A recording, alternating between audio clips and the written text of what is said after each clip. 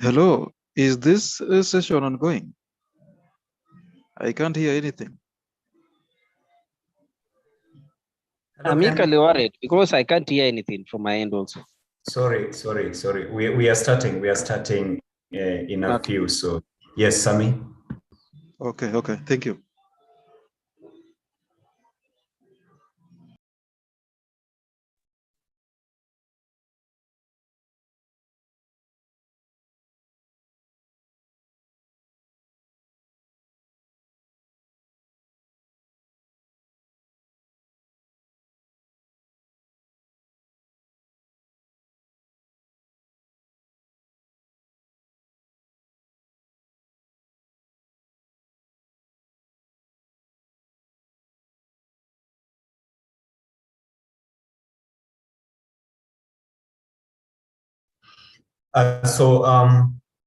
Hello. Hope you are well this afternoon.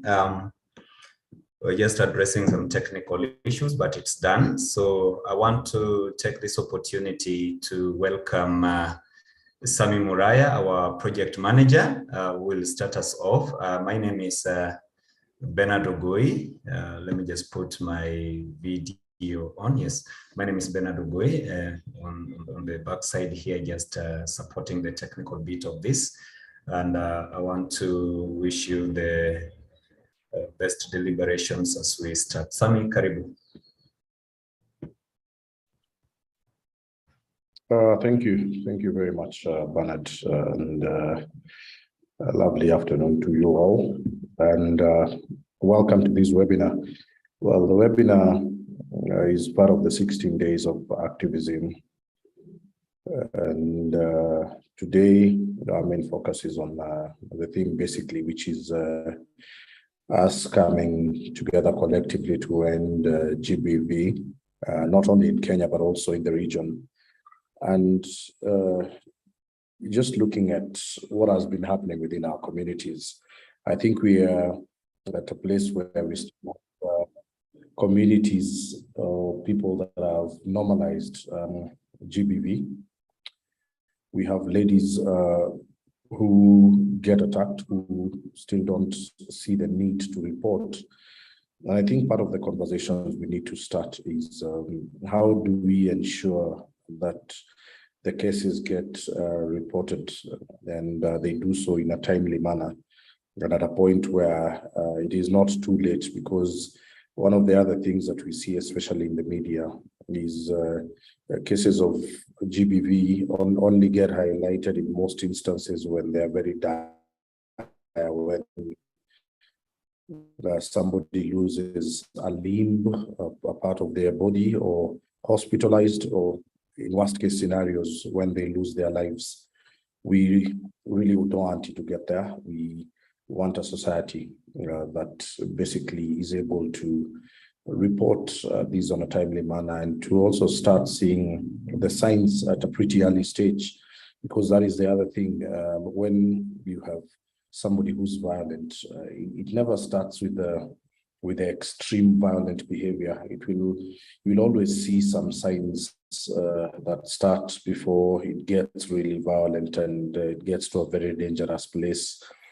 The government itself has made a commitment to end violent acts of GBV, and it is entirely up to all of us collectively to figure out ways in which we can be able to, one, help the government to end these, and for us to also take up personal initiative, personal responsibility to ensure that we also sensitize our loved ones on these issues. So we are hoping that today we will have a very open discussion, and mostly what we would want is solutions on ways in which, one, we can highlight the issues, and two, ways in which we can be able to end this vice once and for all. And you have to remember that for us to be able to do this, we have to collectively come together, work together to ensure that this comes to an end. I will leave it at that. I don't want to take too much time in the intro bit, but just to say that for us here at Journalists for Human Rights, this is one of our critical issues that we deal with. For those of you who've not interacted with the JHR, we are an NGO that mostly works with media, civil society, and government to not only elevate the voices of women and girls, but we also focus on issues and matters that are really emerging, the ones that we live with on a day-to-day basis that touch on women and girls' rights and issues generally. So this is achieved through training. We offer trainings for civil society. We offer trainings for media. We've also had trainings with key amongst what we do is to just ensure that we highlight as many issues as possible. We cover as many topics as possible that can be able to bring across change in terms of society and also from a policy level. So allow me to leave it at that and ask Terry and Chebet who's going to be moderating the session to take it away. Karibu Terry. Thank you very much, Sami, and good afternoon, everyone. Thank you all so much for making time to be part of this important conversation. Quite some heartbreaking and staggering data there that has been shared by Sami in terms of, how many women are affected, how many do not come forward. And this conversation today, of course, taking place just a few days after the commencement of the 16 days of activism. And as you may already know, if you do, the theme for this year is Unite. Activism to end violence against women and girls is the theme for this year's 16 days of activism against gender-based violence. Of course, it kicked off on the 25th of November. Allow me to just take you through some data that had been shared with me earlier, which really paints a picture as to why it is incredibly important for everyone that is part of our society today to play their role in ending GBV. And as Sami mentioned, there is goodwill from the government, but we all have a role to play, whether or not we're in the civil society, but in whichever spaces that we are in. And I guess this is one of the questions that will be fielded as well, is what can we do as a society? So some of the data coming through, only 40% of women who report violence actually seek help. That says a lot. That leaves out, let's say 60%, which is the majority by a huge margin, do not come forward. Social norms, there's attitudes, and of course beliefs play a significant role in the prevalence of GBV against women and girls. Another staggering figure that really threw me off, at least 1 in 4 girls aged 15 and 19 have been physically and or sexually abused by an intimate partner or husband. And for me, as both as a woman and as a mother of a teenager who's 16, this really dug deep, So the question that we will be asking ourselves this afternoon is, what role do we all play? What is the role of collaboration? How can we unite in the different spaces that we're in to ensure that we are fighting the fight and, of course, walking the talk? So the specific objectives of this webinar, we want to amplify the voices of stakeholders who are working on women and girls' rights to prevent and eliminate violence against women and girls, also to create concrete game-changing results for women and girls through collective action, which we will be speaking a lot about, or a lot too, during this webinar, and of course sparking local and global multi-sectoral conversations across generations on ending GBV. And just perhaps to jump in quickly on that, I'd like us all to take this conversation online as well. So, if you hear something that you'd like to share on social media, please do that. It'll play such a huge role in terms of just elevating that conversation and taking this conversation to the right spaces. And also to call for more excellent protection and accountability of states to protect women human rights defenders from violence and harassment, to increase awareness and understanding of the urgent need for policies, programs, and resources to prevent and also to respond to violence against women by engaging the media and opinion stakeholders. The Twitter handle is, one second please, the Twitter handle that I'd like us all to follow is at VWGRS, at VWGRS. Please, let's start that conversation going. It starts with us saying these things in even the small spaces that we're in or the big spaces that we're in to begin to make a difference. So very quickly, in the interest of time, I want to invite Anne Osamba. Anne is from Uzalendo Africa Initiative. And thank you so much for joining us. If you are here, please just first of all say hello and what you're expecting from the webinar this afternoon before we get into at least one or two questions with you. Anne? Thank you so much, Terry. Good to see all of you and good to be here. And just to annoy you a bit, when you are talking, I was busy looking for a more quiet place because I'm joining from a very noisy place in Mombasa, Mendafil. So if we could repeat what you asked me to do, then I'll be happy. Sorry. Okay. Well, that makes two of us. I had to put my AC off. I'm joining in from Kilifi as well, so it's quite hot. So Anne, I just asked you to briefly introduce yourself, some quick opening thoughts before we go into the Q&A that I'm going to have with you. Thank you so much once again, Terry. And just to tell everybody,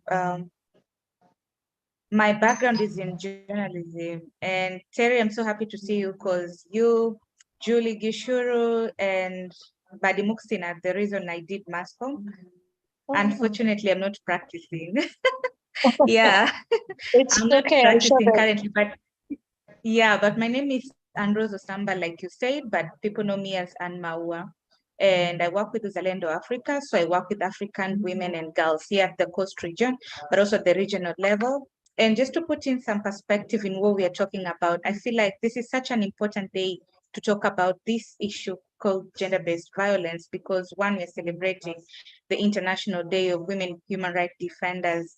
And I don't know, Ben and Tim couldn't have chosen a better day than to put it within the 16 days of activism. But just to say, as much as we are applauding the existing efforts that have been done, my thought would be they need to actually look into the new emerging dynamics and forms of GBV, and then maybe looking at how do we strengthen our reporting and how do we make the different entities that work towards reducing the vulnerability, collaborate and work together. Because I just came from a meeting, two meetings actually. One, today we were launching the WPS, Women, Peace and Security Action Plan for Mombasa County.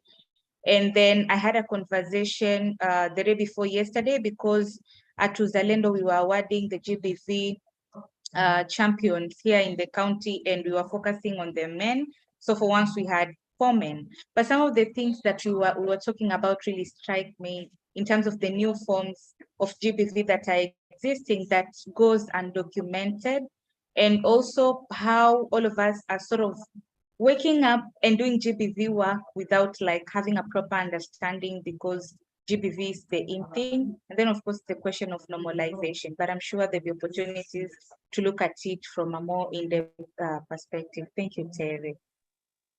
Thank you so much, Anne. You've painted quite a good picture of what's currently going on the ground. Just what can you tell us about the impact of the SGBV court? Has it fast-tracked access to justice to survivors of GBV in the coastal region? And maybe just along with that, perhaps you can tell us if there has been great success, can this be replicated in other regions? Thank you once again, Terry.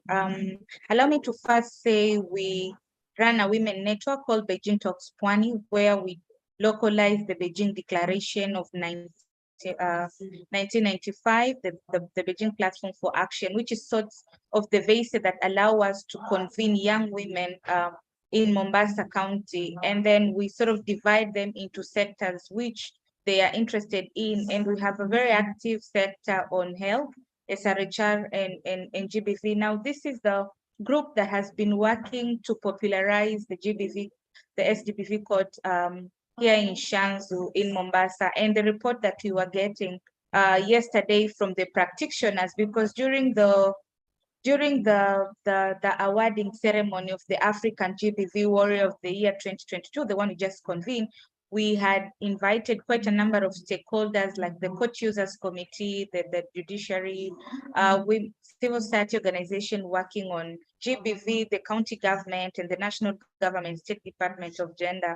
And so sometimes if you do not get intentional about measuring the success, then you're not able to say how much we have done, but also the question of defining what success means to you, then it then becomes important. So one of the things that I can say in this webinar is that yes, the establishment of that court has been very useful in fast tracking the cases. One of the things that the judge said during the awarding session was that we are tired. Can you please help us? And that can only mean more cases are being reported.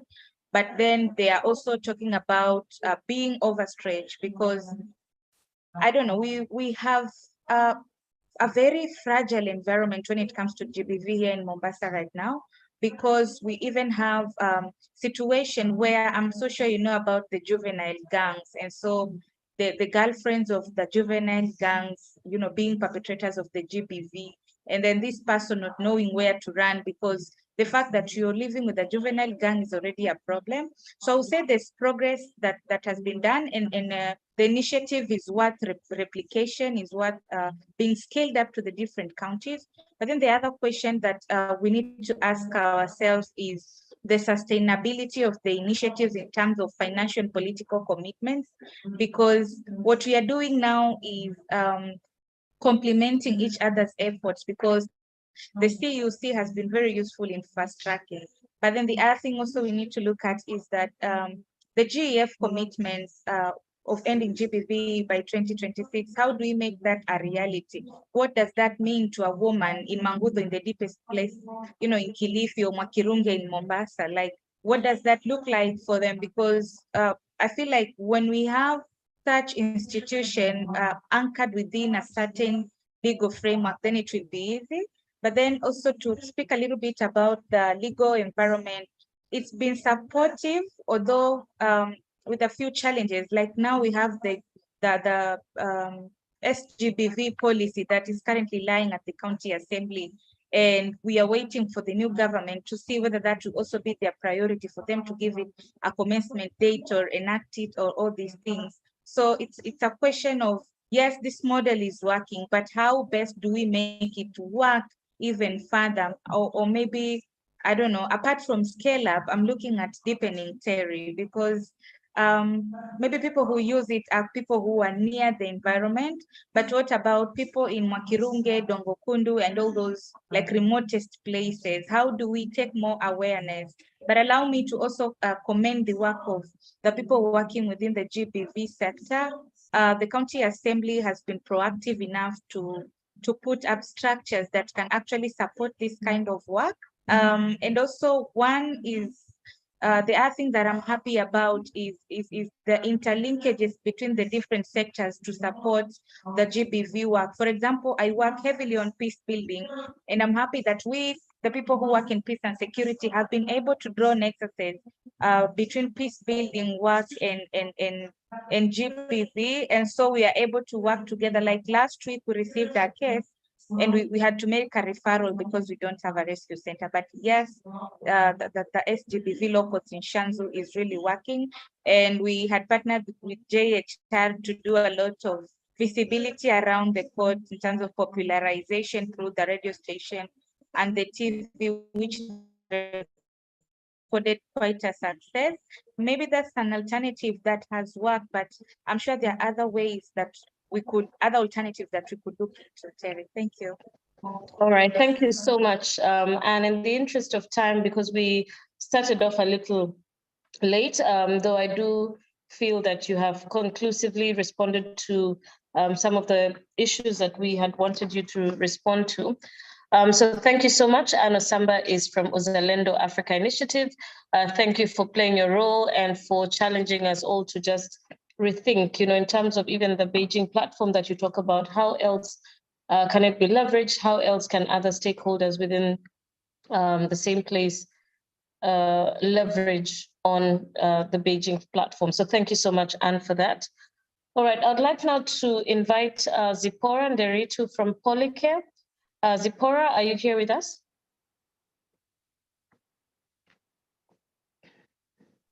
Yes, good afternoon, everyone.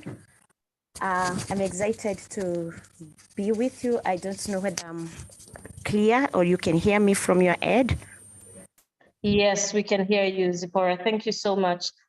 Just very quickly, perhaps you can let us know, introduce us first to Polycare, and then tell us the role of the police in addressing GBV.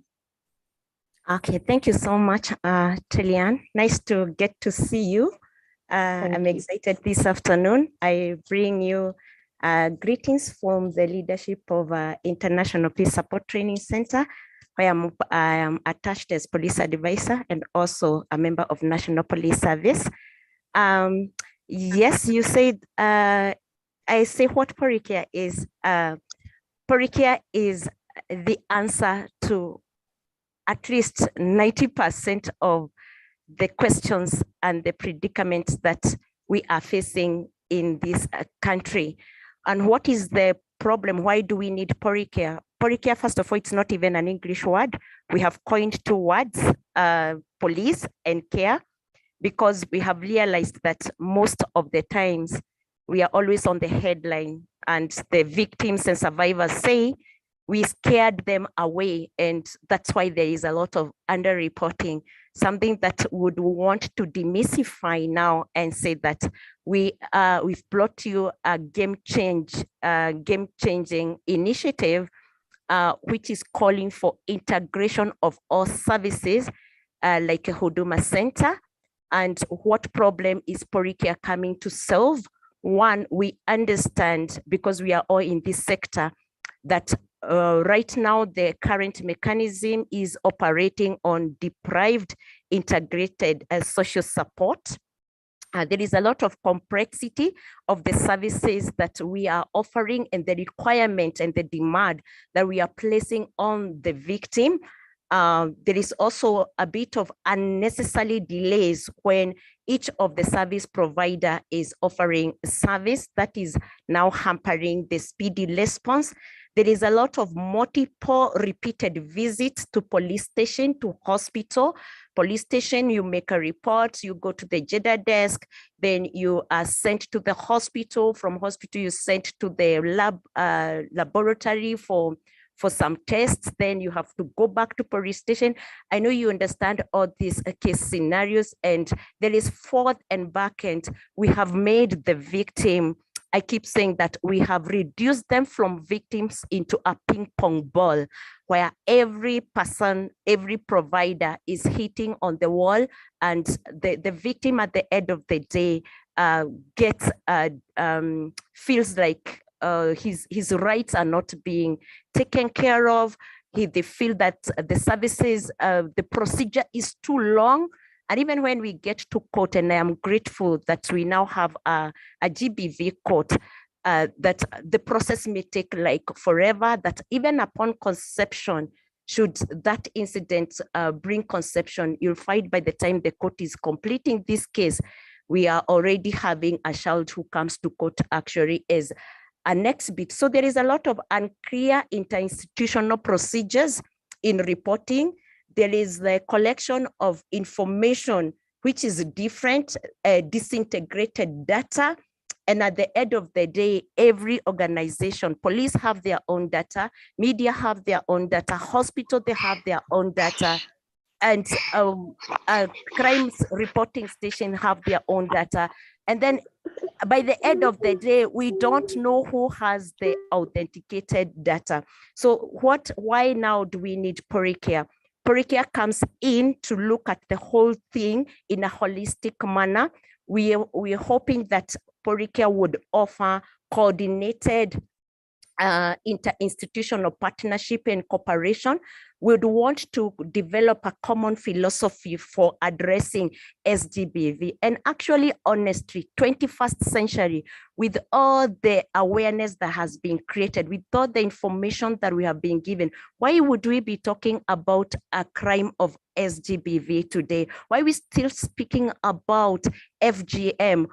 I'm looking forward for when we will have 16 days, not of activism against SGBV, but of zero tolerance to SGBV, of when we have no reports coming from the police, not because people are scared of reporting, but because we have created awareness. So let's have a game changer. Let's continue with this conversation in a more positive way. So what are the benefits of Poricare? Poricare gives effective responsiveness to persons who have been sexually abused. There shall be immediate and consistent service network through the synergy and collaboration that every service provider will offer. And when this is offered in a one-stop center, then there is no toss about of the referral system. There is no ping pong ball here. There is no victim being turned into a mobile scene of crime.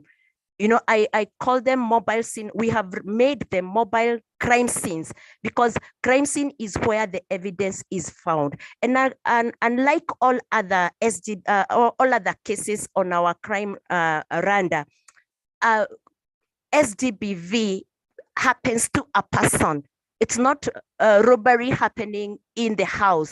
It's not equipment getting stolen. It is individual dignity being taken away under duress. So how do we give back this dignity back to the victim? So Poricare offers trauma-informed responsiveness.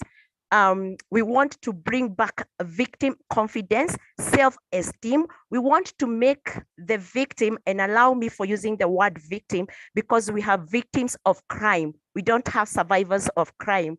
And so I may sound like I am not gender sensitive, or I'm not very concerned or up to date with the right verbs that can be used, because Poricare gives the victim resilience through trauma-informed responsiveness, through a human rights approach, through intelligence-led investigation, through evidence-based approach, through trauma-informed responsiveness. You give the victim the energy, the resilience, that by the time he reports as a victim, but exits as a survivor. So a lot of collaboration here is being called on, and it's this synergy of extensive engagement with broader range to our stakeholders, the development partners, and we want to focus our efforts to the implementation of government commitment number 8 that the government, the state committed itself during the Gender Equality Forum in Paris. I could talk forever. Maybe could I allow you to interrupt in the interest of time, and if there is anything I've not addressed, we could talk about 1,000 hours on Poricare, but I'm excited to be on board. Thank you so much, Zipporah. And of course, what you have shared is incredible, especially for those who have had to deal with a situation where somebody they know and they have to take them to a police station, because that has happened to a friend of mine, and we had to go through that ping pong of moving from the police station back to the hospital, back to the police station. So I am certain that Poricare is going to make the difference, and it is the way to go.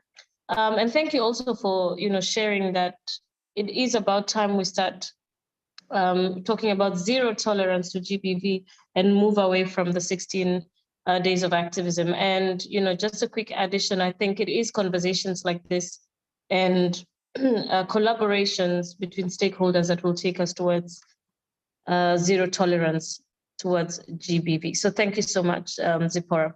All right, I'd like now to welcome Joy Zawadi from Akili Dada. Joy, are you here with us?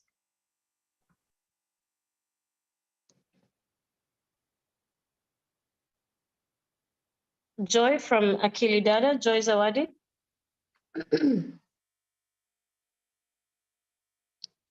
All right, maybe Joy hasn't joined us yet. As we wait for her to come on board, I would like to welcome Kennedy Otina from Femnet. Kennedy, are you here? Yes, I am here, Terry. All right, welcome, Kennedy. Thank you for your patience. We did kick off a little late, but we're glad you've managed to stay on with us. Perhaps, just a very quick one. How are feminists uniting in the fight against GBV? Please tell us, from a Femnet perspective, what is currently being done in that view? Thank you very much, Terry. And I want to greet Anne, one of my long-term friends in the movement. So I would start by introducing myself. My name is Kennedy Odhiambo Otina. I work for the African Women's Development and Communication Network, also known as Femnet, which is a Pan-African women's rights organization that serves women across the continent of Africa, including African women in the diaspora. So our scope is beyond just working within the country, but we also work in Kenya. So in Kenya, we have interventions that we do within the communities, and Kenya being the host country for Femnet, then we also use it as a piloting ground for some of the concepts and ideas that we want to implement across the continent. So thank you very much for this opportunity. And the question you asked is very interesting because from the perspective of feminists and feminism, I think that we have feminists within our settings who may be even more qualified to discuss this matter. I'm only stepping in from a perspective of someone who has worked within the feminist movement for the last 10 years and beyond, with very specific areas of interest being working in engaging men and boys towards eliminating gender-based violence. But it's also very important for us to dissect a bit what feminist or feminism means. Sometimes when you go to a forum and we get into situations in the communities, when you talk about feminists, people tend to think that these are bad people, people tend to brand them and so on and so forth. But in a very simple way, I would define feminism as the acknowledgement that the women and girls have been discriminated over the years, have been violated over the years, and so there's need for action. So anybody who feels that there's need for us to act, then it becomes a feminist in one way or the other. The only difference would be I may be a feminist from a male perspective, but women as the bearers of this pain have the lived experiences. So they have a scope of experience that I may not be the one to articulate or to really promote. Therefore, at some point, I will be I may want to take a back seat when it comes to discussing feminists and feminism, to leave it to feminists themselves. So when you talk about feminists uniting to fight against GBV, if you look at the history of human beings and women specifically, over the years, from the times of the Bible, from the times of development, from the times of agrarian revolution, women have always been put at the periphery. And so it has taken them so many years to be where they are today. And so I would say that feminists have done a lot of work to enable us to be where we are today. In fact, if you look at what the landscape looks like, the people who have majorly spoken today in this forum, I would call them feminists. Therefore, if you look at the way the feminist agenda is being organized, then you can already tell that there's a better organization, there's more organization of women's rights organization, and they've also been very effective in their advocacy at both national, regional, and global levels. Talking about advocacy and impact of their advocacy work at global level, we have the CEDAW, the likes of CEDAW, which is also sometimes called as women's law. And women's rights law. And that CEDAW alone has created an environment where governments have been pushed to adopt some of these laws in order for women in their countries to be able to enjoy their rights as human beings. Then if you come back to regional level, we have the Maputo Protocol, which is like the women's rights law for Africa. And Kenya is a party to the Maputo Protocol. At national level, we've had a lot of work by women's rights organizations in terms of the constitution making and also policy and legal spaces within the country. And a lot of success has been achieved. If you talk of bills, we have the Prohibition Against Domestic Violence Bill, we have the Sexual Offences Bill, Act, sorry, we have the Matrimonial Property Act, and so many others, which we can enumerate throughout this meeting. We have the Property Act. Now, that then has meant that a number of changes had to happen for these laws to be implemented. One, it has then forced the government, whether willing or not, to change the way they look at things in terms of women.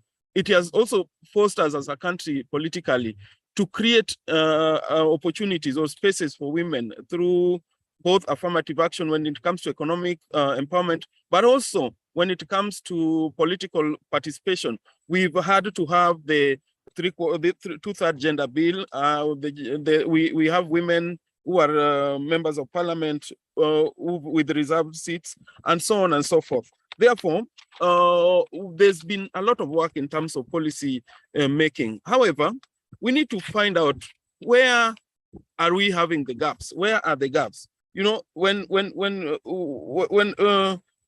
there's no policy, there's nothing that is legally binding. If we don't have laws and policies in place, there's nothing that is legally binding. So if you look at the state of feminist and feminism and women's rights in Kenya, we've done a number of laws. And unfortunately, then the policy making spaces, both in terms of policymakers, legislators, these are spaces that are male dominated. And those are now spaces that are posing a challenge. And then the policy implementation itself is also implemented by institutions that are male dominated. I'm happy that Polycare is coming up and is very strong, because if you look at the law enforcement system within the country, there are quite a substantial number of women, but most of the time, people who are in leadership positions are male dominated.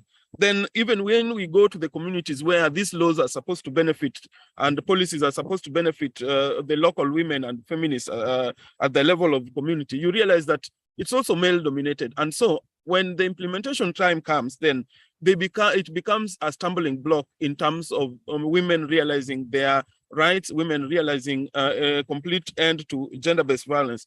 Therefore, what is the missing gap? Unfortunately, all these people, all these spaces are dominated by men. And who are these men?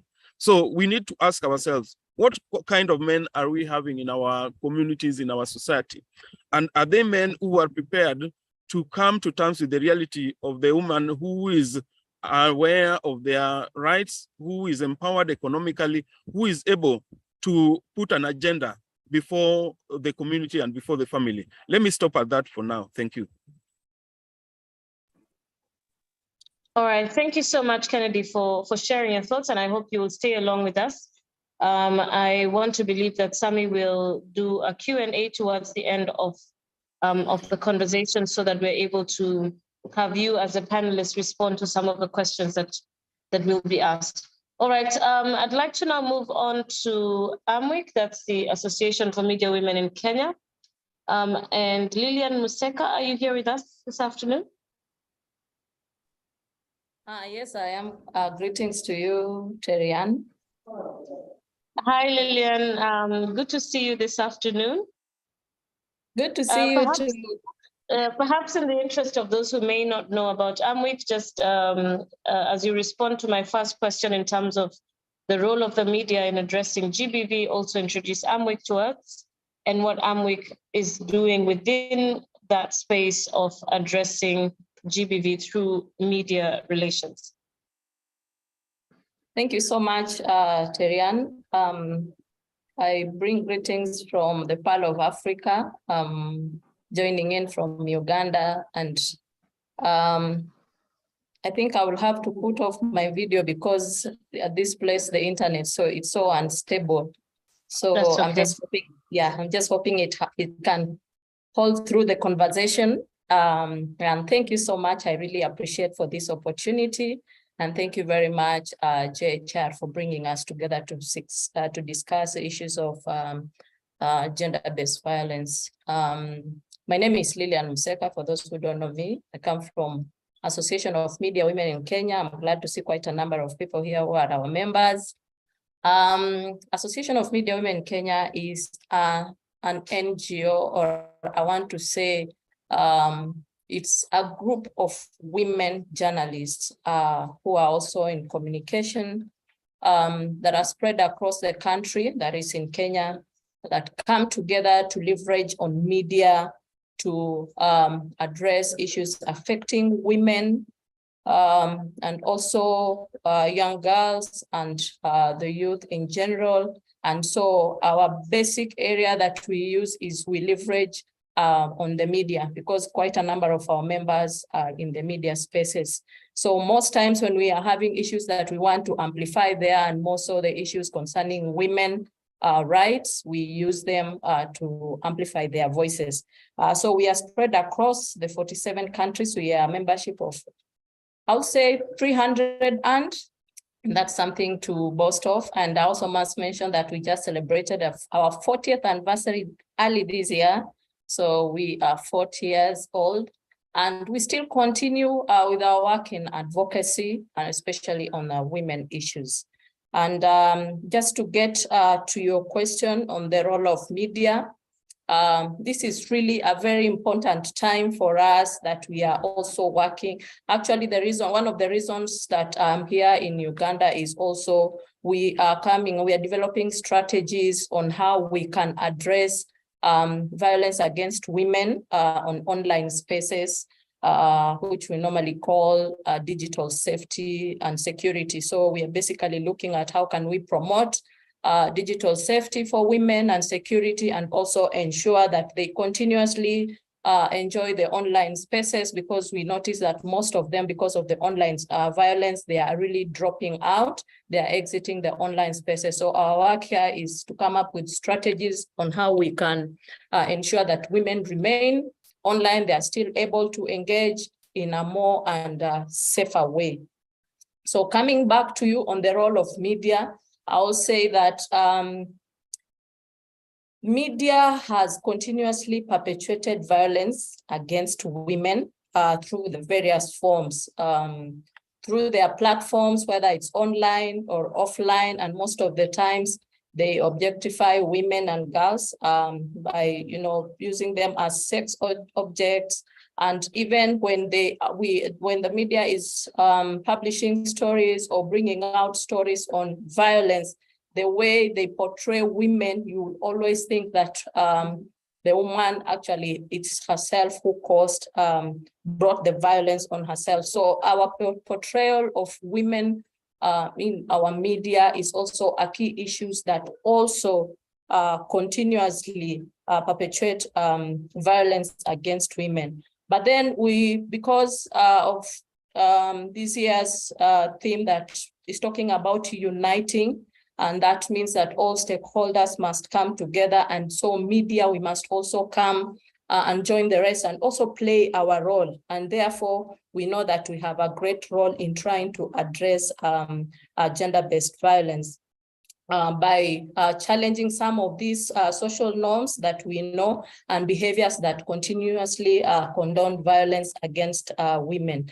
And some of the ways that I believe media can engage in, one of the major issues I think that we need to be focusing as the media industry is just to try and build the capacity of journalists on how to report on GBV. If you may have noted, most stories that are out there, most journalists actually report without the understanding of what GBV is, and therefore continuously perpetuate violence. sometimes knowingly, sometimes unknowingly, and that really calls for the need for continuous capacity building.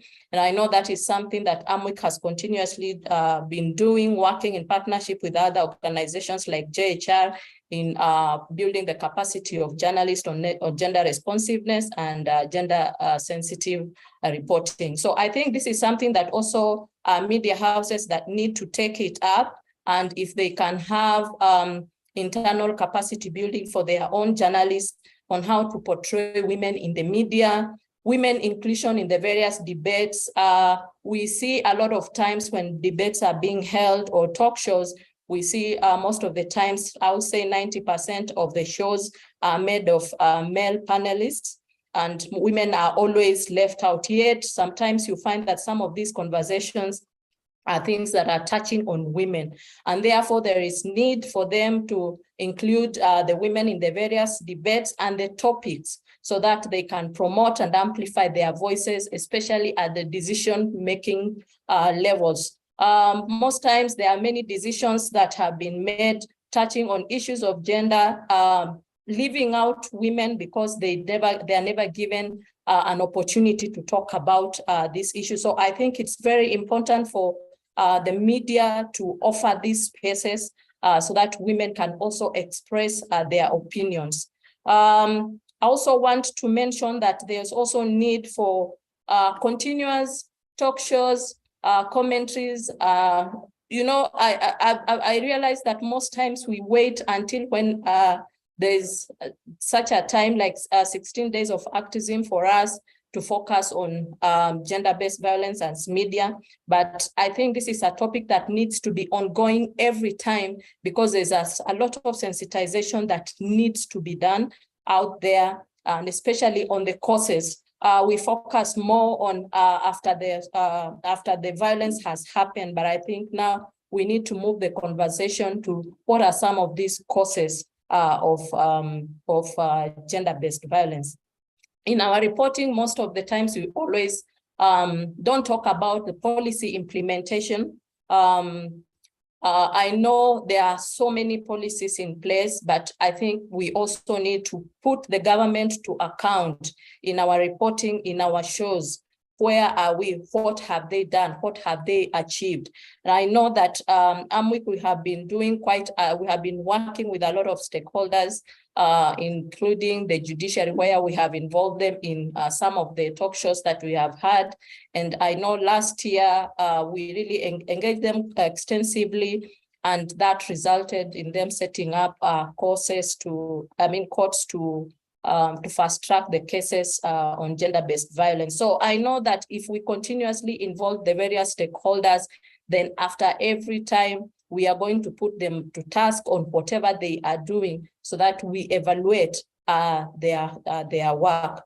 Also within the media houses, there is need for the media to put in place policies that address gender-based violence. These include gender policies, anti-sexual harassment policies. And I know this is one area that we have been working with JHR to undertake in-house training for media houses on specifically sexual harassment, addressing sexual harassment. And so far we have managed to train, we have reached out to 5 media houses who some of them are in the process of adopting a policy, because there's a model policy that we developed in partnership with JHR, and that is the one that we have been using to help the media houses adopt it and customize it as per their needs. So it is important that they have these policies in place, because we cannot be talking about gender-based violence outside there, yet internally we continue to perpetuate it. So it is important that media houses put in place the policies that address this, so that even the address begins from the internal spaces, even as we venture out there. Another area I know that we have always left out as media, we are always looking at the victims, trying to interview them, asking them what happened, but we do not bring on board perpetrators who are mostly men to discuss these issues of gender-based violence on our shows. It is important that we include them in our conversation so that we hear what is it that triggers, what are some of the causes, what always goes on in their mind when somebody thinks or starts or, just decides to perpetuate gender-based violence. So I think it is important that men are equally brought on board on the conversations so that we get to understand, because we know that mostly issues of gender-based violence are always around power indifferences, not just in the media, but also out there. So it is important to involve the men. So I want to believe that we have spaces as media to include men in our conversations. I know at Amwick, we have continuously engaged the men, and we have a program called Men-to-Men Engagement that we are having. Some of the men that we have involved in 4 regions that now are helping us to undertake sensitization on sexual harassment in the media. And it has really been working for us, because sometimes reaching out to the perpetrators, you might need to use, whether it's a man, you might need to use a fellow man who can talk, openly talk to them about the dangers of promoting gender-based violence and specifically sexual harassment. So it has worked for us, and we have been able to reach out. And right now we are working with 80 men from 4 regions that are helping us in the sensitization forums.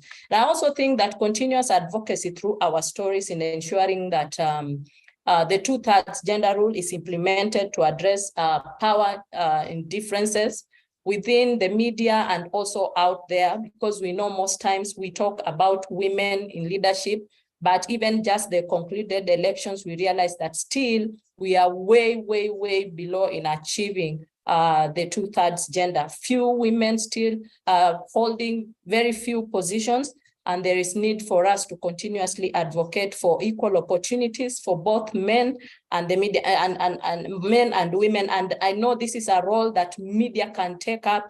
Actually, we have really lagged behind as media in promoting the 2/3 gender rule.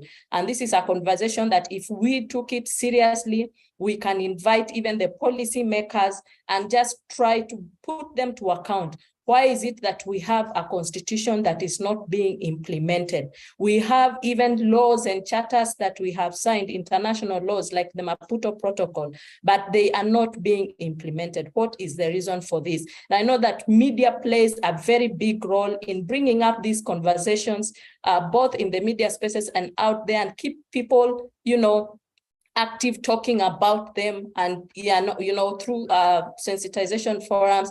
And I know that when we continuously do this, we do not need to make it a one-time event. We do not need to make it a one-month event, but it's a continuous conversation that needs to continue in the media, so that even people wake up and realize that indeed this is something that we really need to deal with.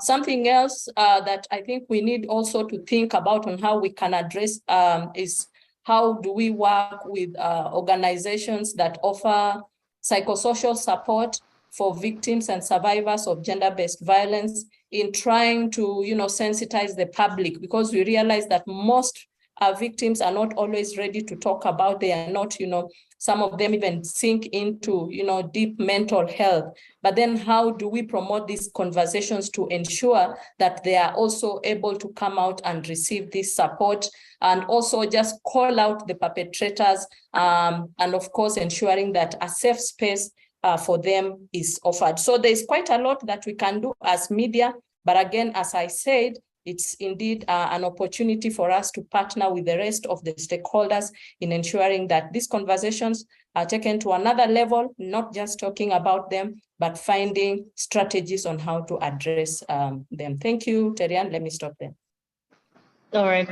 Thank you so much, Lillian. And of course, thank you for making time to join us all the way from Kampala. We appreciate your efforts as Amwick.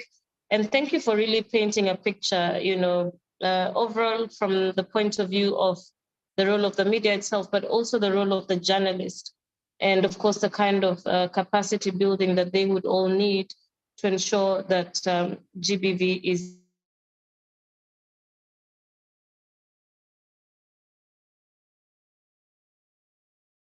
Jerry Megui. Jerry is from Usikimia. Jerry, are you here with us this afternoon? I'm here. All right, thank you so much for joining us. Perhaps very quickly introduce us to what Usikimi is all about. And as you do that, tell us a little bit about safe houses and if we do have enough for survivors. My name is Njeri Megwe. I run an organization known as Usikimi. Usikimi works towards combating the end of the prevalence of gender-based violence. We do so through various programming, one of which the programming is safe houses, but we don't just run safe houses. We do response, we do prevention, we do advocacy, and everything that goes around working around GBV. And for me, I'm going to say the importance of having safe houses. I cannot even start equating how important safe houses are and how it is one of the things that is actually going to help fundamentally in breaking up of any of these issues that we are looking at in GBV, because especially many women who survive GBV, that is DV, IPV, even sexual assault, really. Our shelters are very important. They're very important safe spaces. And of course, we provide a space with resources and services that are really meant to empower survivors so that they can be able to leave abusive relationships behind and rebuild their lives. And other than that, in these safe houses, you will find not only we give accommodation, food, toiletries, hygiene products. We also provide very much needed counseling. Sometimes you even find that you're even equipping the survivors with parental training, skill development, legal aid, and medical services as well. And most importantly to note is that shelters play a really fundamental mitigating role in responding to addressing violence against women and their children, offer safe accommodation and opportunities for healing and rebuilding.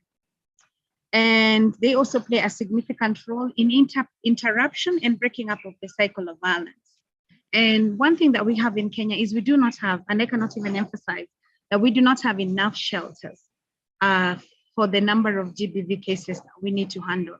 As an organization, we have 3 shelters, and most of the time, these shelters are actually full, because not only do we take the women who have been affected by GBV, but we also take their children in as well. And they stay with us for a minimum of about 90 days. And when they're staying with us, during this time, we try and ensure that their kids also get to join the local schools around, just so that they do not have an interrupted time. And you find that the women that are able to stay in the shelter, 75% of the times they do not go back to the abusive unions they have been in, because they have been empowered enough to want to do better for themselves. But there is no enough shelters.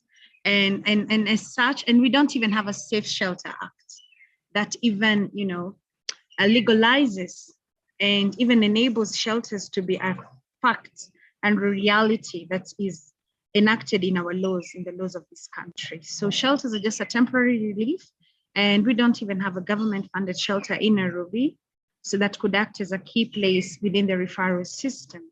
So as an organization, we would really like to advocate and to lobby for the provision of legislation, and also to capacity build the current existing shelters, and even to have the government even step in and fund some of these shelters, because running shelters is quite an expensive undertaking.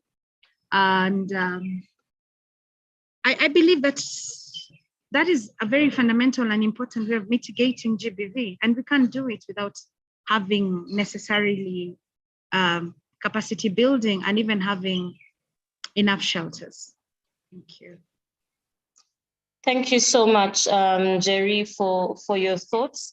And I mean, I guess it's always, unless you have experienced or have been in touch with somebody who needs to get into a safe house, it's very unfortunate that sometimes we don't know, whether they're enough, what kind of policies that are needed to ensure that safe houses are supported not only by the private sector, but by the government as well. So thank you so much for the amazing work that you're doing.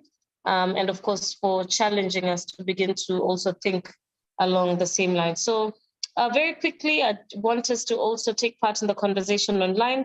The hashtag we're using is NGBVKE. and GBV KE, GBV in caps. And remember, the handle to follow is at VWGRS. At VWGRS, please remember to follow that. All right, at this point, I want to hand it over to Terry Odhiambo from JHR-Kenya. Terry will be handling the plenary session. And from me, for now, I want to say thank you all for engaging with us. Jerry, Lillian, Kennedy as well, Anno Samba, Zipporah, for really sharing all the all the amazing work that you're doing within the spaces that you're in. Thank you for challenging us to also take up our role in fighting GBV. So thank you all for now, and I'll hand it over to Terry. Thank you very much, Terry-Ann, for moderating this wonderful session. I would like to open up the conversation to the attendees. We can use the Q&A, and if you also want to speak or post a question to any of the panelists, kindly you can raise your hand or post it in the Q&A using the Q&A platform. So the session is open. Anyone with a comment or a question, this is your time.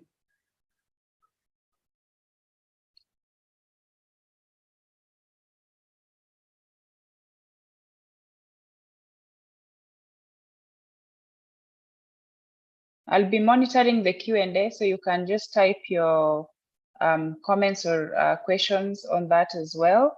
But if you wish to speak, you can raise your hand and you'll be given an opportunity.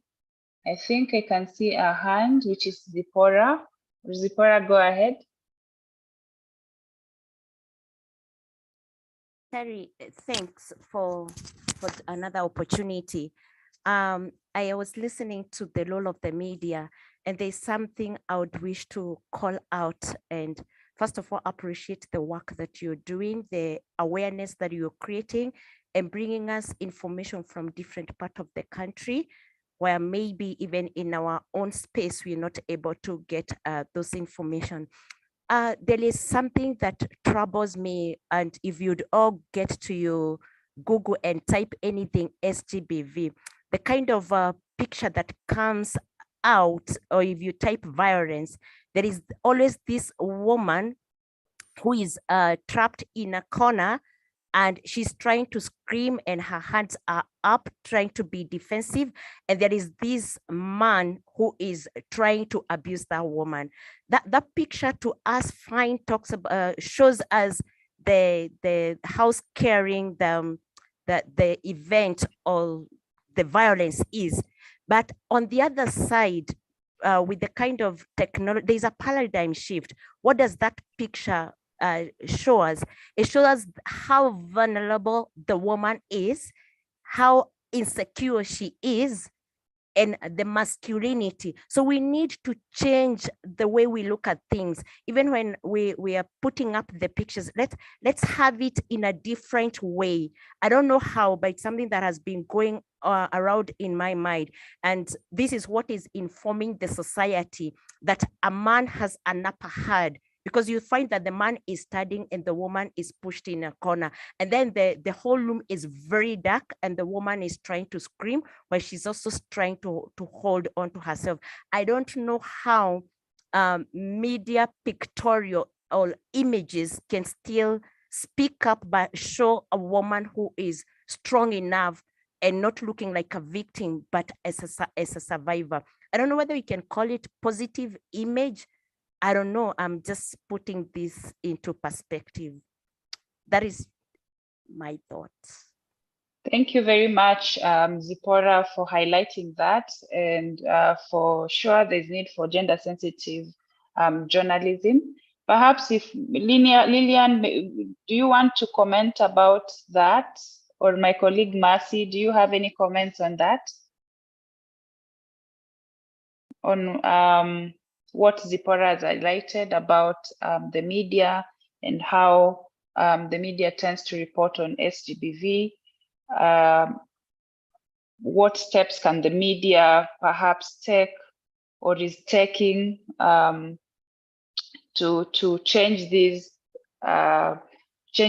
norms and traditional ways of reporting on the matters to do with GBV. Mercy, do you have a comment, or Lillian?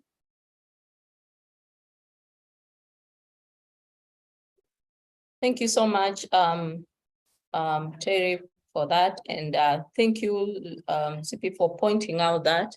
And this is something that we have equally struggled at AMWIC. Knowing that when we are talking about gender-based violence, one thing that we always speak out in these conversations is that when we are talking about gender, when we refer to gender, the first thing that comes into the mind of anyone, not just journalists, but almost everyone, is that gender is in reference to a woman. So that is something that we need to change. And that's why we are undertaking quite a lot of gender responsiveness and gender sensitive reporting capacity building for journalists. And I must appreciate that most journalists, and me being one of them, when we left college, quite a number of these things are things that we have come to learn hands-on. These are not things that by then were taught in colleges and universities. And I appreciate, because I am seeing the current curriculum, they are coming up with such units as gender sensitive reporting, which I think needs to be emphasized at that level, so that by the time a journalist comes into the media house, already has the aspect of gender responsiveness. But again, also it comes back to the issues of what sells in the media. And this is a conversation that we need to have with media owners. I hope we are able to organize this, because again, when we look at what is that picture that is selling, what do we bring out, also is something that needs to be addressed. How do we portray these images? And is it just about women? Why is it that women are always portrayed in a negative way? Is there something that we can, something positive that we can talk about women rather than bringing out those negative? Of course, it is important to bring out those pictures the way, you know, how it has happened. But is it something, why aren't we looking at the causes by the time it reaches to that, you know, level of that woman having been abused? What are some of these causes that we can bring out, we can focus on, rather than portraying the women in the negative picture? So I think it's really, really important that we undertake this capacity building programs on gender sensitive and gender responsiveness reporting. How do we try to balance these pictures? What kind of pictures can we use? What kind of content can we use? What kind of, you know, kind of journalists these days? We are practicing solution-based journalism. How can we turn it around to bring out the positive aspects that can promote addressing gender-based violence, rather than using those foggy and funny pictures that always portray women in the negative way? Thank you.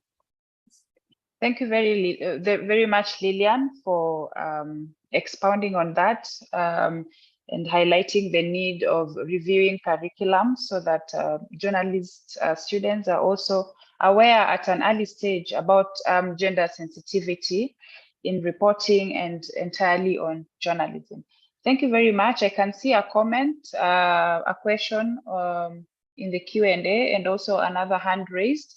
Allow me to read out the question posted in the Q&A, and then allow Mercy to ask or comment.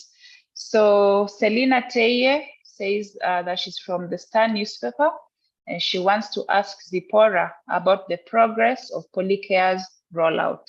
Zipporah, this is yours. Selina is asking about the progress of Polycare's rollout. Thank you so much.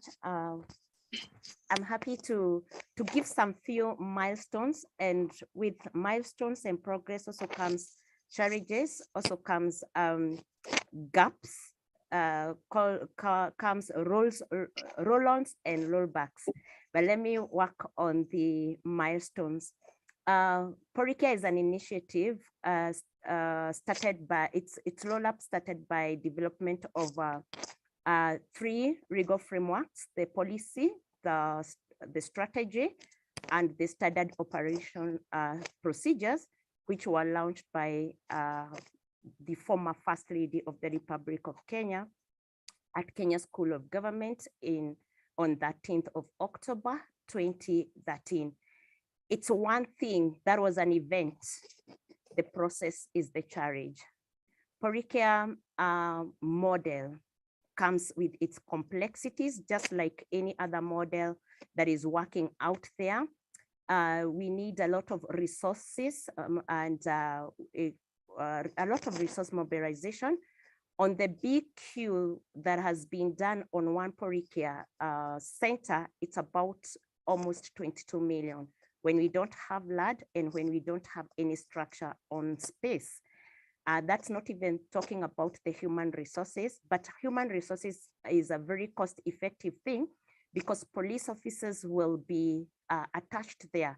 So you come in and you offer the duties just like you are offering from your institution. The magistrate will be posted there and Poricare will not be like kind of hiring.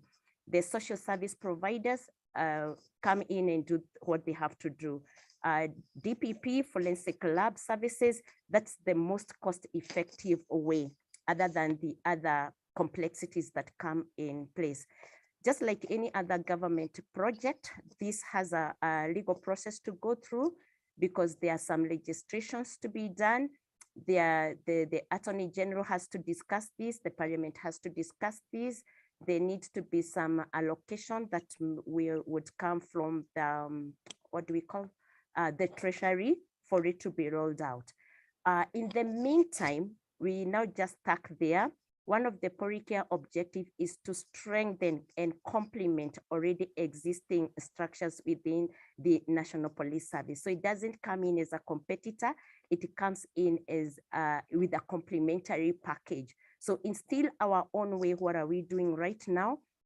We are changing, we are transitioning ourselves into corporate. We are offering better services by training our officers, and we're rolling out training on something we are calling a trauma-informed responsiveness. The way we ask those questions that really make the victim feel abused, it is now the how. On issues of why were you dressed the way you were, where were you coming from? And you know, I can put that police tone, unatoka wapi, uko unaenda wapi, kwa nini, you know, we're changing that tone through communication skills. And I am a beneficiary of Journalists for Human Rights. We undertook some training and thank you so much. That was an eye opener. So we're calling for even the media to come out and teach us how best can we emotionally connect with the victim. Police are not trained to be empathetic. Kitu kama sympathy, hiyo sio lugha yetu. We are supposed to be we are more reactive than proactive, but we are now within the transition from a police force to a police service. So we've not just changed our uniform, we've also changed our attitude and our behavior. So those are milestones. And on matters of curriculum, capacity development, we have just completed curriculum, competence-based curriculum, which is TVET accredited, which is CBC. It will be rolled out to all the police stations, all the police training centers, where police will be taught on how to ask questions during investigation, how to use intelligence to build up the case file, how to respond to the victim in a more dignified way. So I could call those I could call that a milestone. And then now in Nanyuki, we have been supported by British Army Training Unit and the Reinvent program through the leadership of the Chief of Party, Jackie Bogo, we have like a 9 million structure that has been put there. So we are just waiting for the resources to construct the courthouse. And currently the gender officers are operating from there. So I know success would look like how many cases has Porikia prosecuted, how many people have been convicted, what are the challenges, what are the gaps, what are the opportunities. But for now, I want to provide an opportunity that we are all called to this duty to be responsive in whichever way, whether from safe home, whether from journalists, whether from judiciary. Let's put our synergies together, complement each other, and stop competing, and especially on matters of data. Every organization is holding data selfishly. This is ours. But again, if you keep it and it is not informing policies, it's not bringing change, what does it profit you? Just like I would ask biblically, what does it profit you to own the whole world and then you lose your own soul? What does it profit you to keep the data and it doesn't inform policies? Back to you. Thank you very much, Zipporah, for highlighting the progress that Polycare has made towards the objective that it was set up to do. And also thank you for highlighting the importance of complementarity or complementing each other in this work of activism against GBV. And also what we are here today is just to speak about how different stakeholders can synergize to end GBV. And as you rightly highlighted, it is important to work together, share knowledge, share data where possible, so that because we are working towards the same goal. I move on to the next question. Masitaira, your hand is up. I give you this opportunity to either comment or ask your question. If you can be brief and to the point, and also let us know whom your question is directed to. Mercy, over to you. Thank you very much. My name is Mercy Tiger, and I work for Media Limited. Now, I have two questions. I am a gender reporter, and sometimes you get problems while reporting. And when you're talking about the victims, sometimes maybe a victim has gone and reported a case to the police, and you go to the police station where the case has been tabled, and the police tells you that they are not authorized to speak. So sometimes we get problems while reporting on gender-based violence. Personally, as a gender reporter, I've had issues with the police when it comes to maybe issuing statements, especially that deals with victims. And then secondly, I've seen gender reporters for TV highlighting stories. Sometimes you focus on the victim, and sometimes you hide the faces, yes, which is okay, but now you expose the surroundings. For instance, if someone has been raped or something like that, you find that you hide the face, but you show the house, you show the compound, you even show some, maybe the husband commenting or something, or friends, you know. So my question is, especially to Lillian, who has talked about how the media is taking part in sensitizing the society. How do we do it best? Because I feel it poses threat to the victims when you tend to hide the face, but show the public, maybe the person's house, the spouse, the children, the friends, you know. If I am your friend and you're reporting about me and you interview my friend whom you've not covered the face, someone can easily relate that is Masitaira as a victim, you know. So how best can gender reporters report on such stories, hence remaining objective while reporting? And then to the police, how best can we work together so that our work can remain relevant, especially at county levels? Because sometimes the police tells you, write a letter, it needs to go to Nairobi first before we comment on the issues. Worst is when the police themselves are involved, because I've ever covered a story in Eldoret, and a police was involved in the gender-based violence case, and you find other police covering for that same person, you know. So it becomes a problem when the authority is involved in doing, or rather in taking part in gender-based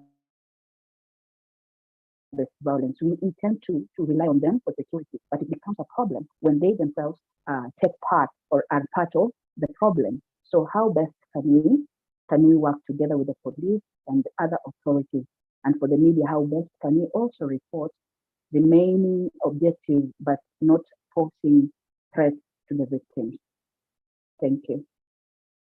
Thank you very much, Mercy. So the questions are to Lillian and Zipporah once again.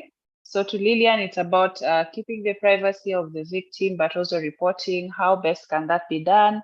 And to Zipporah, collaboration between the police and the media, and how to enhance that relationship between the police and the media, so that media can also highlight the work that the police does and report comprehensively on issues to do with GBV, SGBV.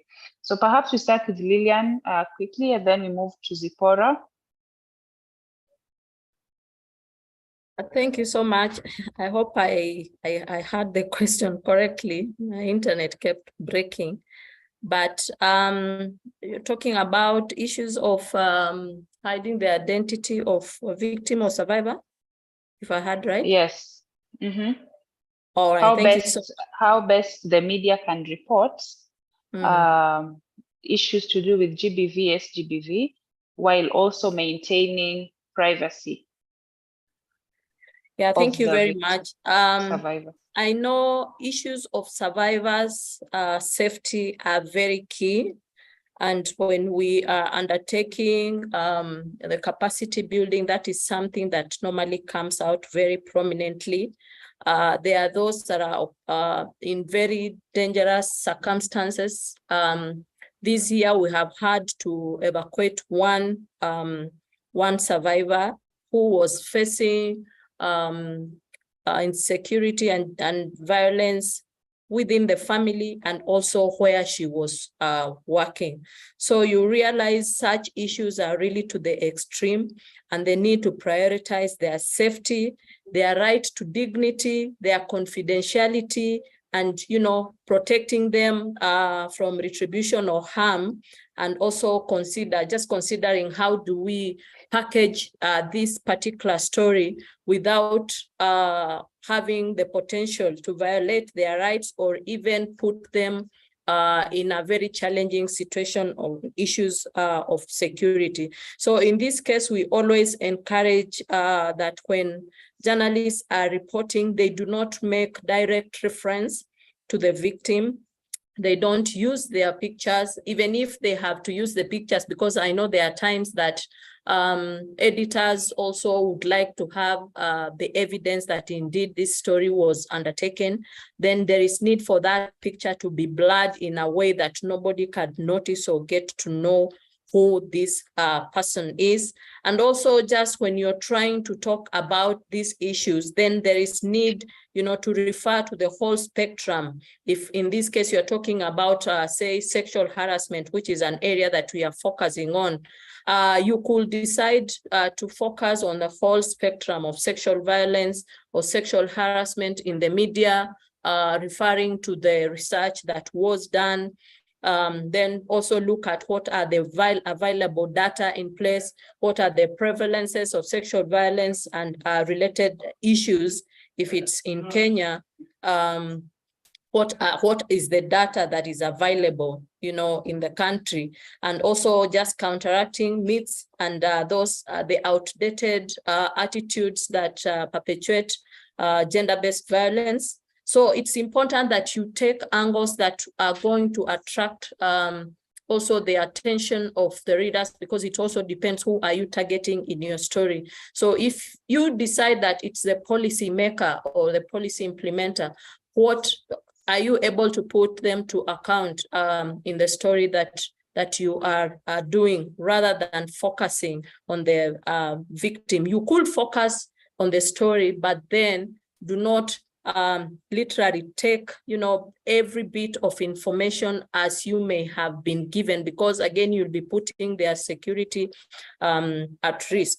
So it is important that just try to focus on the whole spectrum of the issue, talk about the data, the prevalence, and how is it being addressed? What are the policies in place? Who is supposed to be doing what? Are they doing their work? Where are we in the implementation of the policies? Where are we? And I think that is going to give it a wide coverage, because at the same time, even as you look at that particular issue, you will be tackling quite a number of issues that will be touching on the accountability of the various targeted audience. I hope I've answered.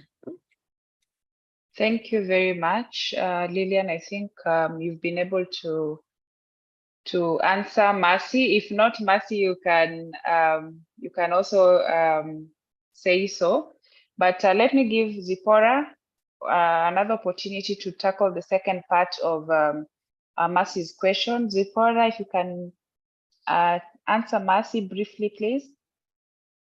Mercy, good afternoon, and thank you for your question.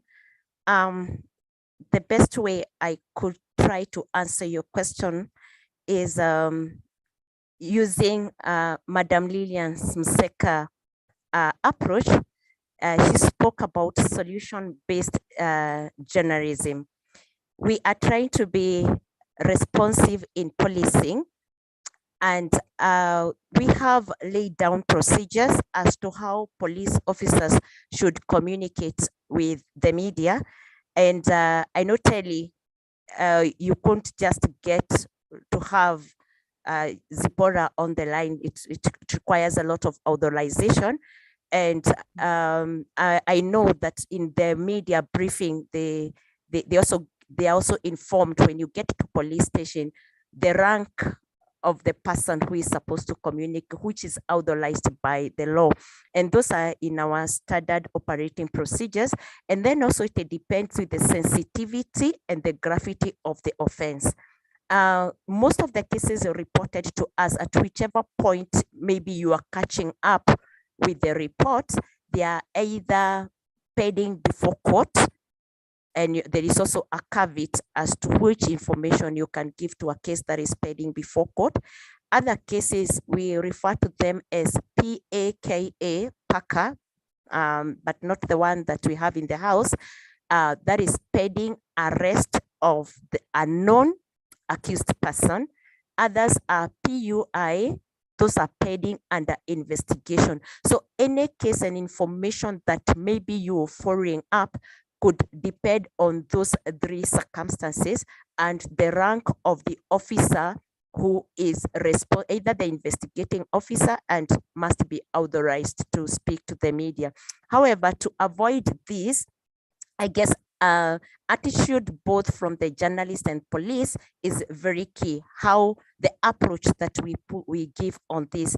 I know police, we've been accused of being insensitive or maybe somehow arrogant, but we also are subordinate to the Office of Inspector General in responding to these matters. So I would prefer that Mercy, if there is a very sensitive case and you need information, it is good to approach our corporate department. We have Dr. Resler today holding the office of the spokesperson.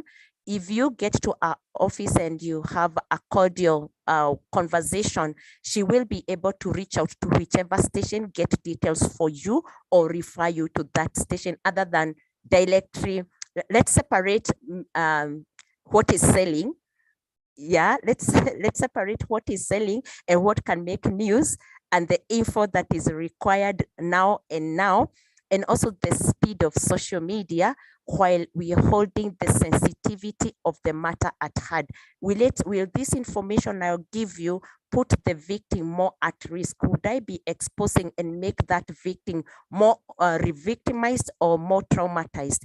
On matters where a police officer has been involved with such cases or is the perpetrator, we do have, and I know every bag of apple, you won't miss one.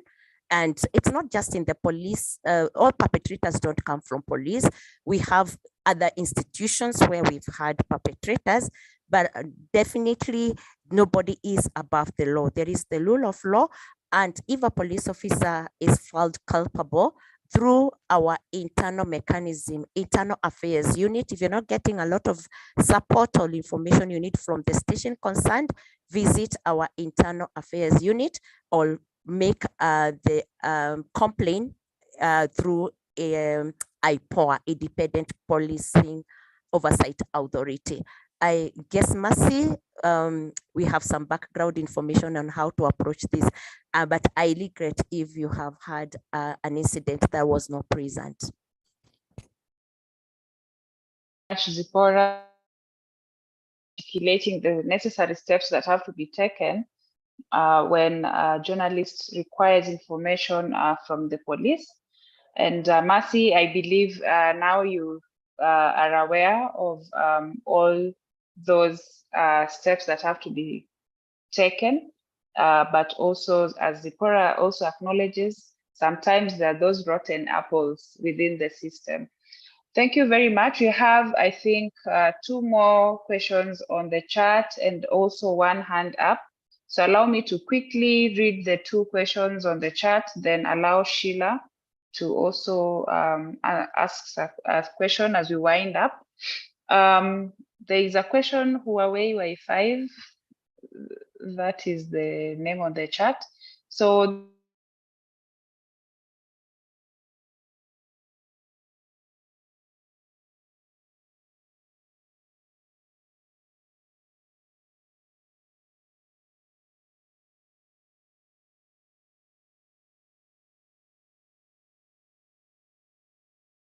expected.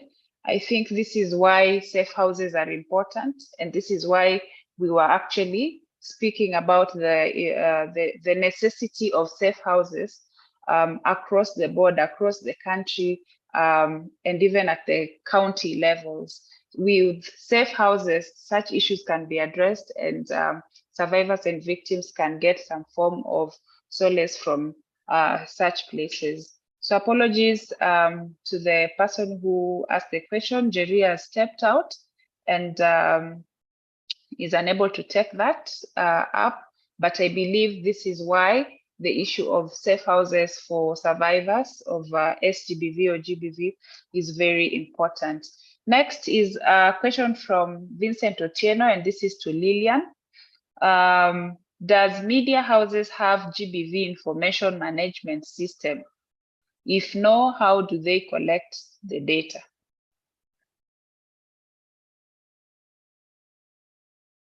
Lillian, this is yours again. Thank you very much for that question.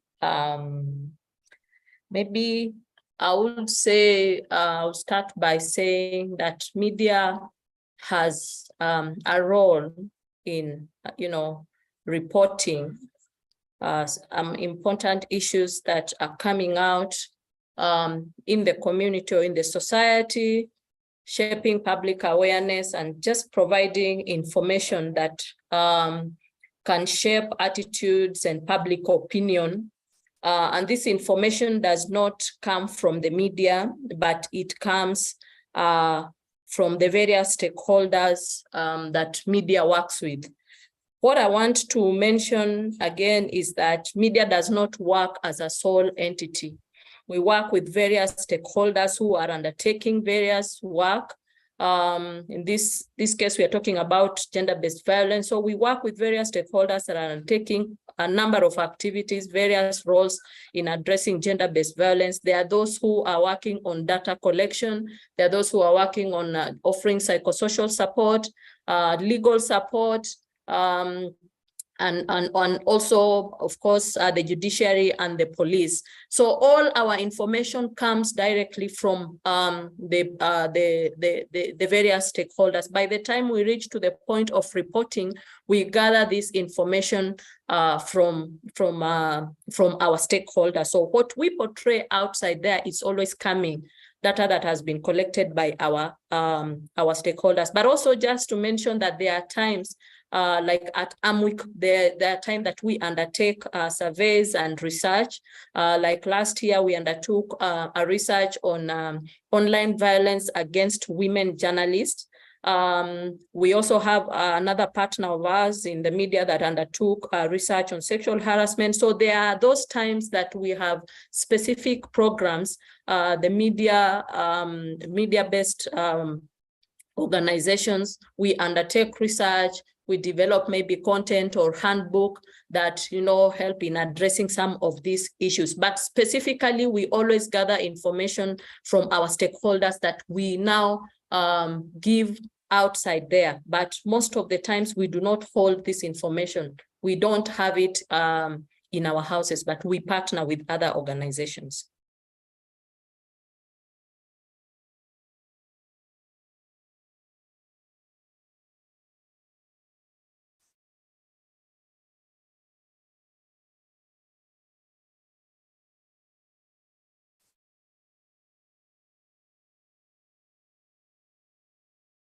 You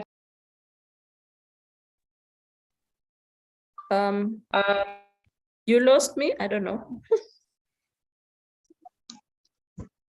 Hey, thank you very much. We didn't lose you. Okay, thank you. Thank you so much. Yes.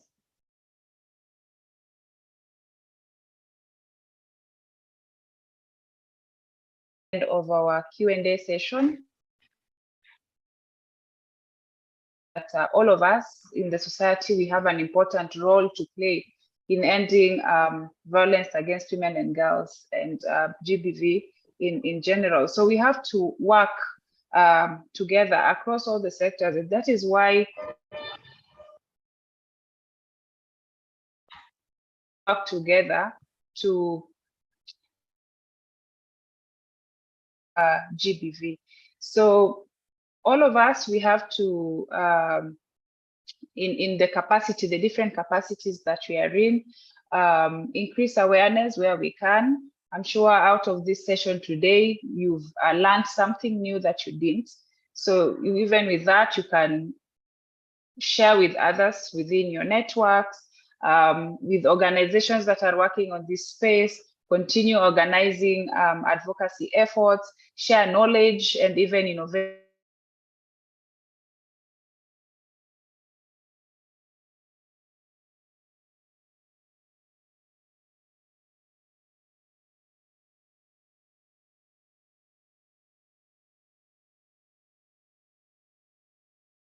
Sami Muraya. Sorry, Terry, my network keeps breaking. I didn't hear what you said. Can you hear me? Terry? Yes.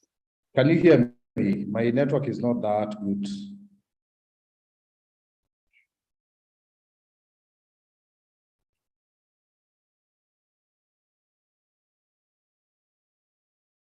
Terry, I you're think speaking, I really can't hear you. You say that my network is not good or yours, but I think, what were you asking? So we have come to an end of the plenary, and just requesting if you can close this officially so that we can end the session. Sasa, thank you very much. And of course, I still see some hands up, but then I'm guessing, as Terry has said, we have to. There are two hands. I have seen Dennis Marube and Sheila Kayaro. Their hands have been up for a while. I called on Sheila to just speak, but take their questions. Yeah, we can take them. Sheila and Dennis, we can start with Sheila because I'd seen her hand earlier and called her to speak. Sheila? If Sheila is not able to speak, we can go with Dennis and then. Can you get me? Can you get me? Yes, Sheila, go ahead. Sorry, I'm somewhere the network is not quite proper. And I think if we remember the border incidents where the woman was harassed, you remember?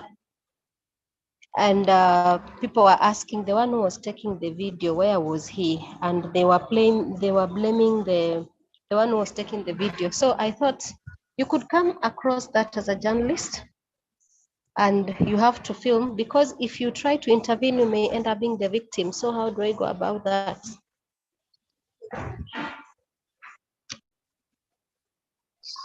So perhaps again, Lillian, over to you. Sorry, what's the Lillian? question again? Sheila, I was saying, can you remember the incident on Wangari Maathai Road about the woman who was being harassed by the border operators, and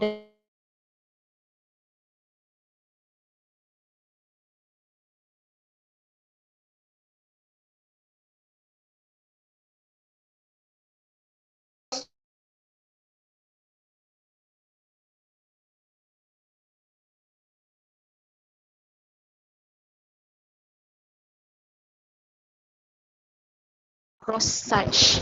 Maybe you are.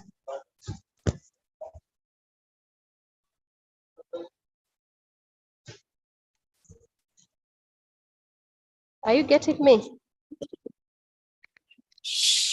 I'm not Yes. sure whether it's my internet or Sheila's internet. I Getting me what I'm saying? Question. Hello? Sheila, would you type get the me? question? Maybe Sheila, you can type.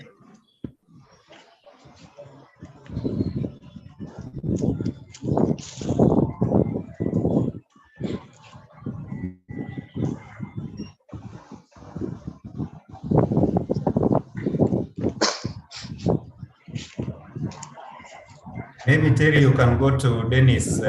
Sheila typed a question. Yes, so Dennis is asking, how do you connect with grassroots organizations in bid to amplify the SGBV voices?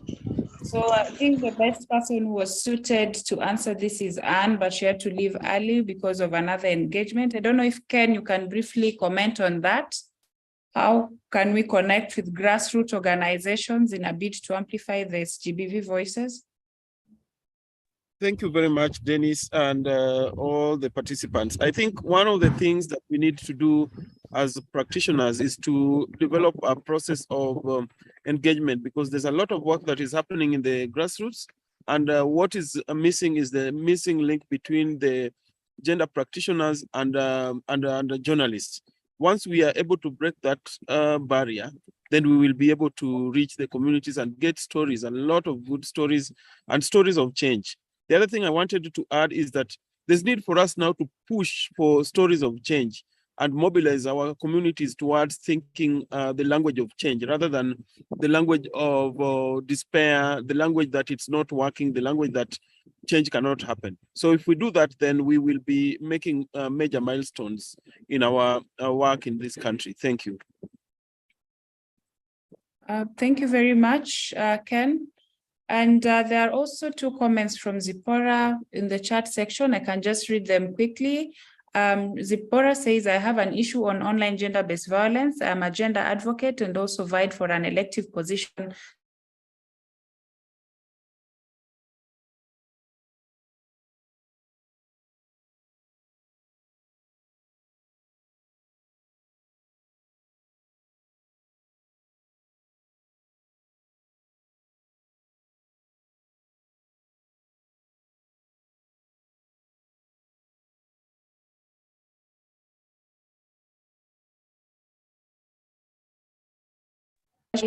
So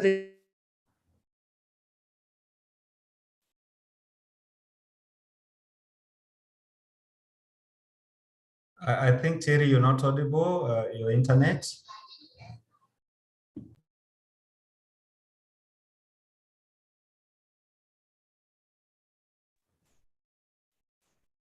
Hello, Terry. If you're speaking, you're not audible, but I think your question was directed to Zipporah and it was asked by Zipporah.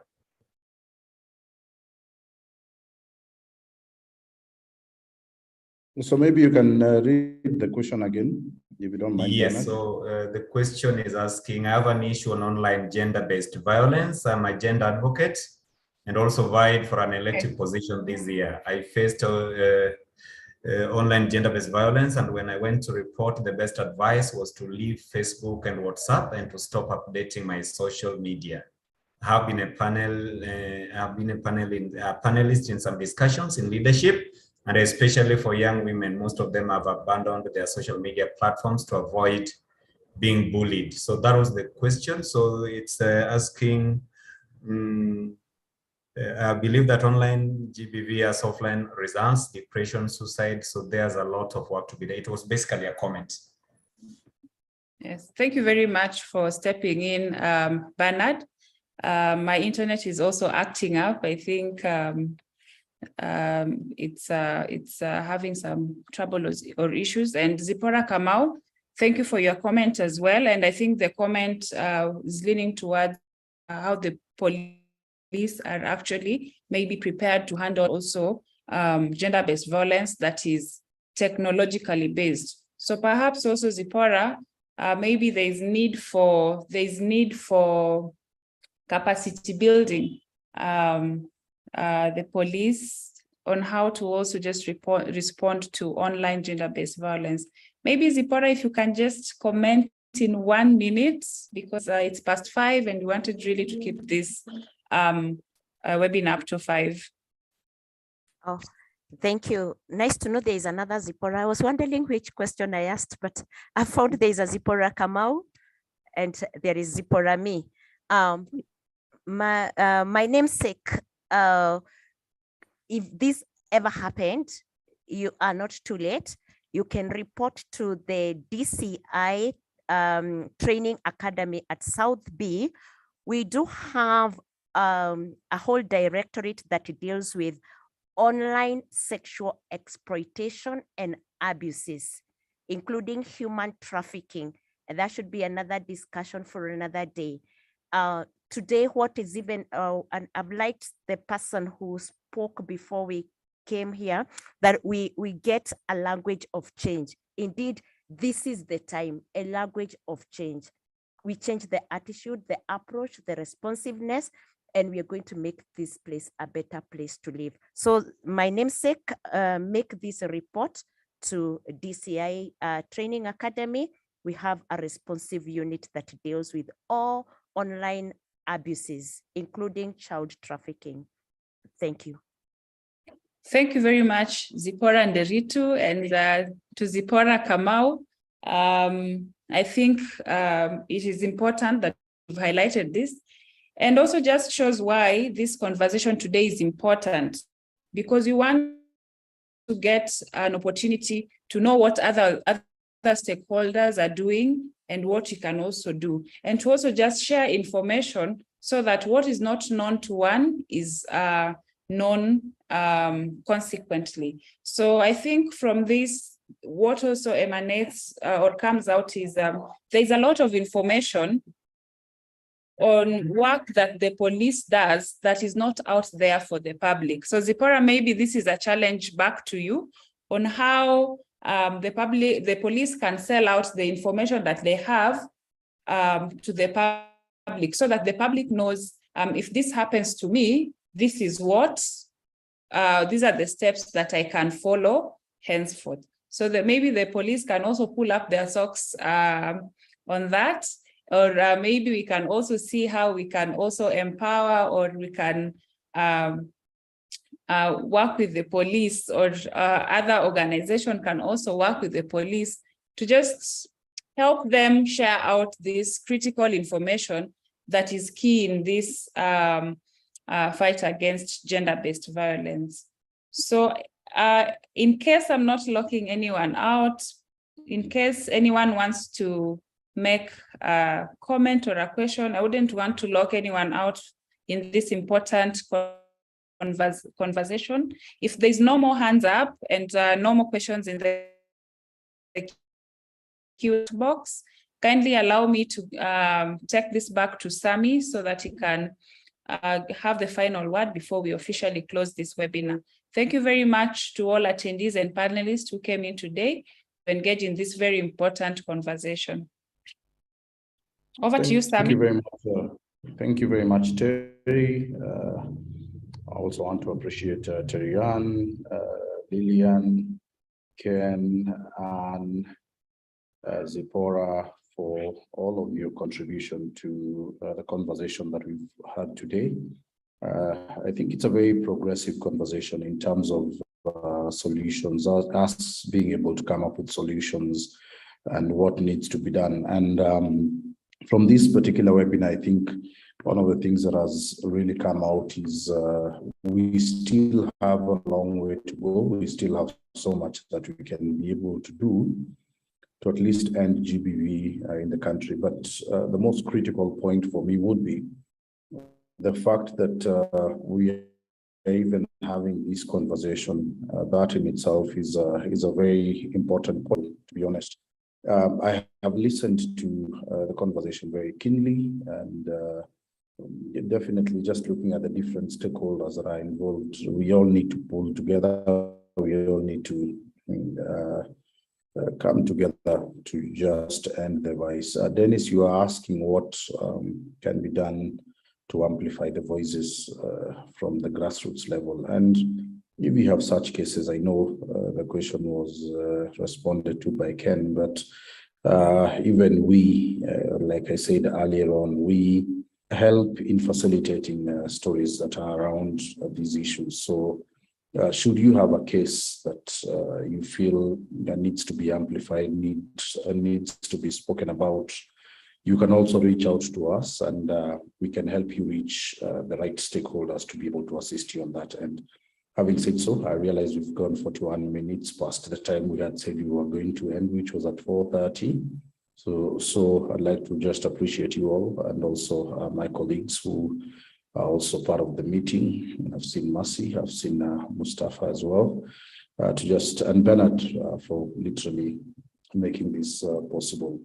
Having said so, I'd like to wish you all a lovely evening and a great fight ahead against GBV. Asante sana.